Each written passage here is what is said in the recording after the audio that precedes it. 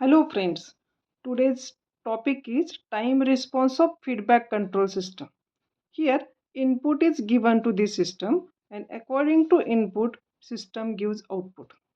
Now time is the independent variable in the most of the control system, hence it is important to analyze the response of the system with respect to time. And for this we need to observe variation of the output with respect to time. System stability and accuracy also depends upon the time response analysis. So time domain analysis or time response analysis is nothing but to check the variation of the output with respect to time. It is used to study the performance of the control system with respect to time when a specified input is given. Now let us see definition of time response. So it is the response given by the system which is a function of time when subjected to input.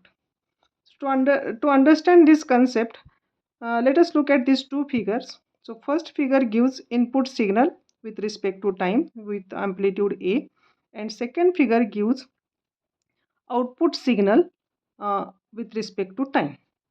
So if you observe this figure, second figure, here output is varying with respect to time, but after some time we get steady or constant output.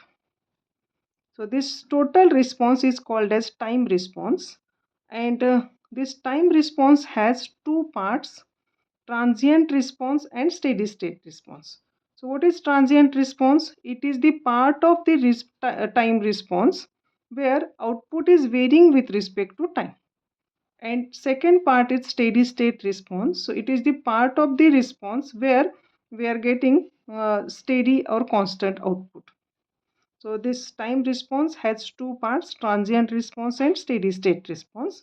So here transient response, it is the variation in the output for the time it takes to achieve its final value.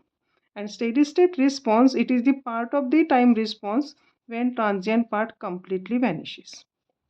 The transient response is denoted by Ct of t, and steady state response is denoted by Css of t.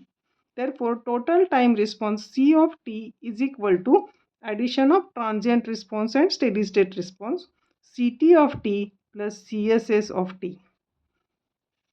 Now let us look at this concept, steady state error. So what is meant by steady state error? So it is the difference between desired output and the actual output. To understand this concept, let us consider this figure. Here, this straight line shows desired output, and this is actual output. And the difference between these two is known as steady state error, and it is denoted by ESS. So this is about time response of feedback control system. Hope you understood this part. Thank you.